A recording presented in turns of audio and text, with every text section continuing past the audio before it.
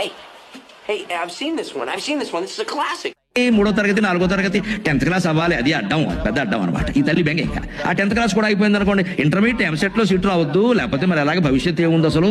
అందుకే టెక్నో స్కూల్లో చేర్పించారు, 2 ఎకరాలు అమ్మేసి చేర్పించారు.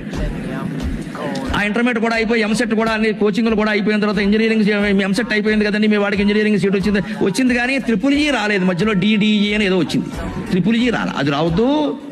ట్రిపుల్ ఈ కూడా వచ్చేసింది కూడా బాగుందండి, మంచి సీట్ వచ్చిందంటే వచ్చిందండి, ఇంజనీరింగ్ అవ్వాలి కదండి, క్యాంపస్ ఇంటర్వ్యూ అవ్వాలి, ఉద్యోగం రావాలండి.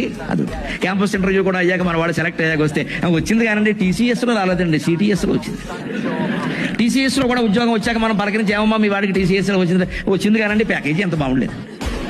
ప్యాకేజీ కూడా సరే అయ్యాక మీ వాడికి 40 లక్షల ప్యాకేజీ ఏకంగా నెలకు 3 లక్షలు పైన పడిందమ్మా, బ్రహ్మాండంగా ఉంది, బాగుంది కదా. ఏమిటోనండి ఇవన్నీ వేసరికి 30 ఏళ్ళు వచ్చేమో అబ్బాయికి పెళ్ళి అవ్వట్లేదు. ఏదో మొత్తం మీద కష్టపడి ఈ గంట దగ్గర బొంతను ఒక దాన్ని తీసుకొచ్చి కట్టి పారేశాక పెళ్లి కూడా ఈ క్యాటరింగ్ పెట్టాక మనం భోజనానికి వెళ్ళి మొత్తం మీద పెళ్లి చేసేసారండి అంటే బాగుందండి, బాగుంటుంది, దంపతులు బాగుండాలి కదండి. మళ్ళీ అది కూడా ఇక్కడ పెళ్లినాడే సెంటిమెంట్, మన కాలం కాదండి ఏంటో.